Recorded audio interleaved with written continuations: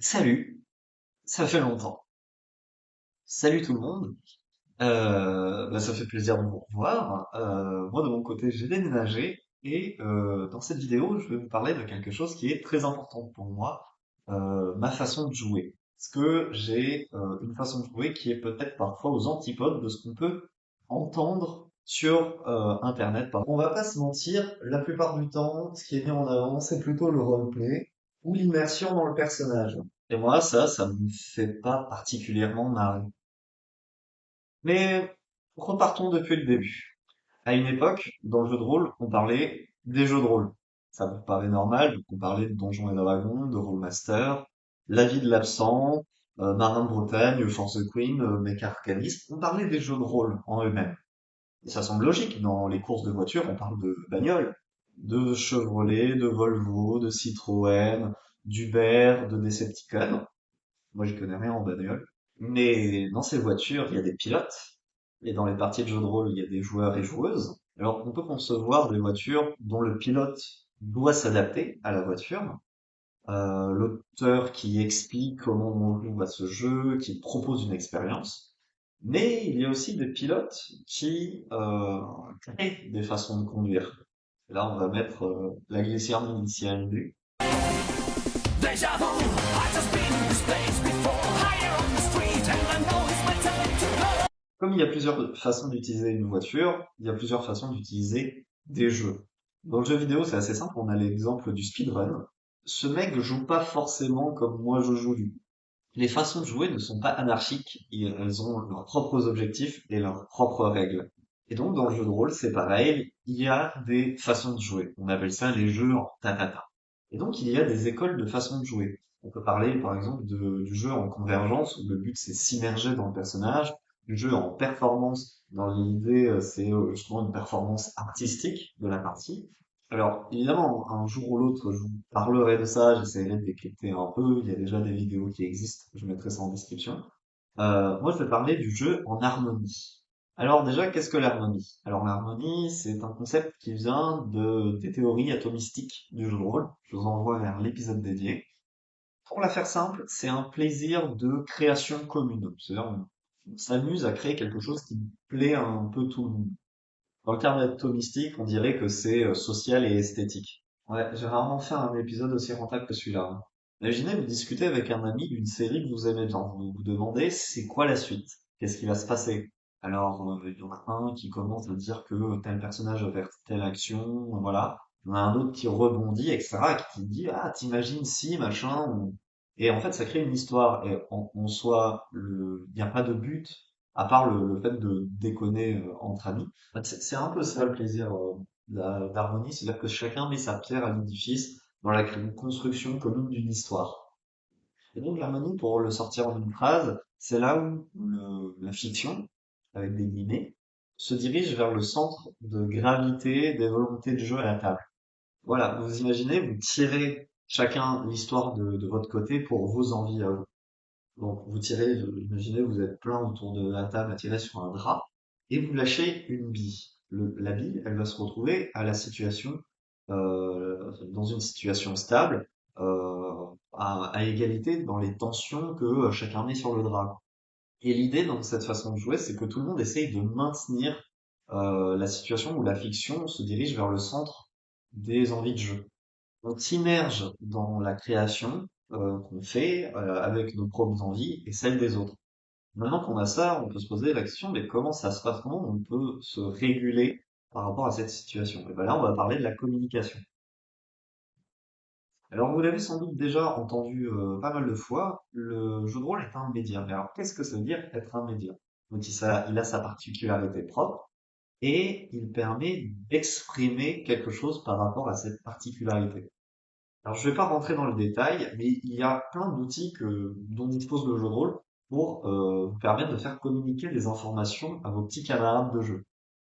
Quand vous amenez une idée, en réalité, vous faites une proposition aux autres de quelque chose avec lequel jouer. Je vais pas m'attarder sur comment on transmet cette proposition, je vais rester sur le fait que vous en transmettez une. Ainsi, vous influencez l'œuvre commune avec vos propositions et celles des autres. maintes fois, avec le jeu de rôle, j'ai montré ma sensibilité sur certains sujets et peut-être pas sur d'autres. Donc, le jeu de rôle en harmonie, c'est considérer que on crée en commun avec des propositions autour d'une table et considérer que les propositions faites par chacun sont importantes pour la personne qui l'a fait. C'est-à-dire que si je propose quelque chose, en partie parce que j'ai envie que cette chose soit prise en compte dans l'œuvre commune.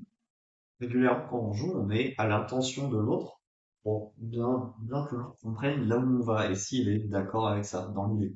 Si vous voulez, le jeu de rôle fait mentir le fusil de Tchekhov. Parce que dans le fusil de Tchekhov, en tant que scénariste, tout ce que vous amenez doit être utilisé.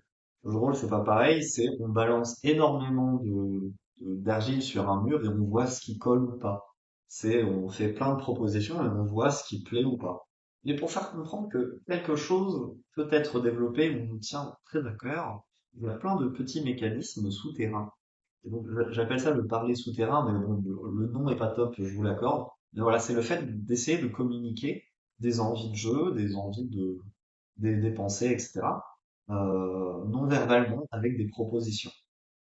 Donc, dans la communication, il y a un récepteur et un émetteur. J'ai parlé de l'émetteur, mais j'ai pas encore parlé du récepteur.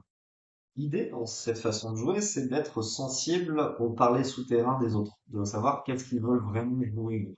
Exemple pour que ça soit plus clair. Imaginons autour de la table que quelqu'un joue un chevalier et que, par un langage souterrain, il essaie de vous faire comprendre que lui, ça lui ferait plaisir que son personnage soit respecté, voire même admiré, voilà, qu'il a de la carrure, etc. Eh bien, les autres joueurs et joueuses peuvent appuyer cette proposition pour lui faire plaisir et pour créer du jeu avec. Voilà, c'est pas plus compliqué que ça en soi. Et là, vous allez me poser la question, oui, mais pourquoi ne pas le dire tout simplement? C'est beaucoup plus simple. Oui, ce serait beaucoup plus simple. Mais ça casserait un peu la magie du truc. La première raison, ça peut être pour la fluidité du jeu. La deuxième, ça peut être pour la timidité ou même l'orgueil de la personne. Et surtout, bah, c'est une envie de complicité. Quand on est complice, justement, on n'a pas besoin de dire les choses pour se faire comprendre. La complicité, c'est quand même un sentiment agréable. Et là, je vais faire un parallèle bizarre, mais c'est comme dans des moments amoureux, on n'a pas envie de dire à l'autre ses besoins, et on a envie que l'autre comprenne ce qu'on veut. Je veux pas que tu m'offres des fleurs car je te demande de m'offrir des fleurs, mais je veux que tu m'offres des fleurs car toi tu as envie de m'offrir des fleurs. Et donc, cette façon de jouer, c'est un jeu tourné vers l'autre. Les autres sont également tournés vers soi. Alors, vous m'avez compris. Oui, bon, alors tout le monde est beau et tout le monde est gentil, mais si jamais il y a des gens qui sont pas d'accord sur les façons de jouer, si jamais, par exemple, il y a quelqu'un qui veut aller à droite et l'autre à gauche en termes d'envie de jouer, alors on fait comment? Eh bien, il y a des compromis et il y a des concessions. On peut concéder des choses qui sont pas très importantes pour nous, mais importantes pour les autres, et inversement, plus tard dans la partie. D'où l'importance du terme centre de gravité. C'est-à-dire qu'on pondère les envies de jeu. Il y a des gens qui ont vraiment envie que quelque chose se passe, et d'autres, ce serait cool, mais c'est pas grave si ça se fait pas. Ce qui est sympa aussi, c'est du coup rechercher le centre de gravité de l'autre. Essayer de comprendre qu'est-ce qu'il a envie de jouer. C'est de recherche intellectuelle dans le style social. Voilà, si je veux me la péter un peu. En tout cas, moi je kiffe. C'est pas exactement pareil que jouer au service de génie. Donc je mets le lien dans la description, même si ça s'en rapproche un peu. Et comme toute façon de jouer, il y a des compétences à débloquer. Jouer en harmonie, ça demande des compétences d'écoute, de réflexion, de l'intelligence sociale en somme. Ça peut également demander de la flexibilité sur les capacités de jeu, jouer avec un large panel de styles, c'est une compétence. Il y a des choses qui aident un peu la mise en place de ce centre de gravité, par exemple le partage de l'autorité, donc de la narration. Il y a aussi le fait de jouer avec des mondes souples, avec des règles de cohérence plus souples, qui permettent justement plus de plasticité toujours. Et pour résumer tout ça, on pourrait dire que c'est essayer de prendre en compte la cohérence des autres à la table et d'essayer d'être ductile par rapport à ça. J'ai un exemple de communication avec du jeu, c'est que souvent, avec mon père, on ne se disait pas forcément les choses, et toujours, c'est toujours le cas, hein. Eh bien, jouer au jeu d'échecs avec lui, ça me permet de passer un moment en commun avec lui et de lui montrer que je tiens à lui par des petits gestes. Simplement, par exemple, en l'autorisant de rejouer un coup qu'il a mal fait, ou ce genre de choses. En fait, ça nous permet de montrer de la tendresse entre nous, sans avoir besoin de le communiquer, parce que comme on est des mecs, c'est un peu compliqué. Et donc le jeu d'échecs, ça me permet de communiquer avec mon père sans avoir besoin de parler pour le faire. Parenthèse fermée. Là, je vais partir dans un petit délire pour expliquer en quoi les différentes théories que je fais, c'est des théories verticales. Ok, donc si vous me suivez depuis suffisamment longtemps, vous avez peut-être déjà entendu parler de la métathéorie subjectiviste. C'est l'idée de dire que la définition du jeu de rôle appartient à chaque personne qui en fait. Et donc chacun en fait autour de la table, si on parle de cette idée-là, a une envie de jeu particulière, a sa propre façon de jouer, on va dire, sa propre vision de ce qu'est le jeu. Et l'idée, à travers l'harmonie, c'est de créer un espace commun. Et en fait, c'est ce qu'on fait quand on crée du jeu. Chacun a sa propre fiction en tête, s'imagine les choses différemment, avec des conséquences derrière. Donc ça, c'est la théorie du Maelstrom, où en fait, la fiction, ça n'existe pas, c'est plus un conglomérat d'idées qui tournent. Et ben en fait, voilà, le jeu harmonique, harmoniste, c'est de considérer ça comme ça, comme tel, et d'essayer de créer un jeu commun, c'est-à-dire, en fait, c'est pas une fiction, mais un objet commun avec des règles communes, une cohérence commune de la vision de ce qu'est le jeu de rôle, et on descend à comment ça se traduit à la table en jeu. Et en fait, on peut essayer de mettre en place des outils pour que ça se fasse mieux lors du jeu. Et donc, on descend encore d'un stade et on crée des jeux qui ont pour but de faciliter les harmonies. Et donc, on peut créer des jeux qui ont une vision harmoniste du jeu de rôle et déclenchent des parties harmonistes. Et du coup, voilà, l'idée, c'est que ça soit un peu vertical. Pour aller un poil plus loin, donc Romaric Briand qui a fait la théorie du Maelstrom, ce que je vous disais tout à l'heure, a fait un podcast sur les jeux classiques versus les jeux modernes.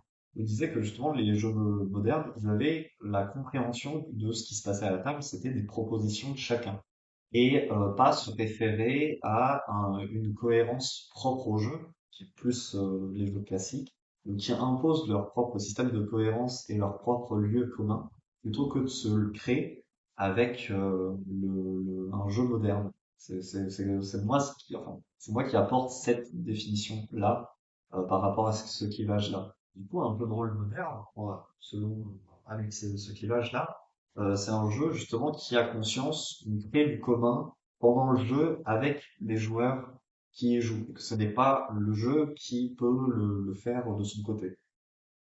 Voilà. Bien sûr, on peut très bien jouer avec des jeux classiques en faisant tout ce qu'on veut, hein. Mais j'espère que vous avez compris l'idée. Bon, alors je sais pas si cette vidéo sera intéressante ou pas, mais j'espère avoir communiqué les idées que je voulais faire directement ou peut-être même en langage souterrain. Je ne sais pas. Je vous souhaite une bonne vie. On se retrouvera peut-être pour une vidéo, mais je ne sais pas encore sur quel sujet. Euh, à plus.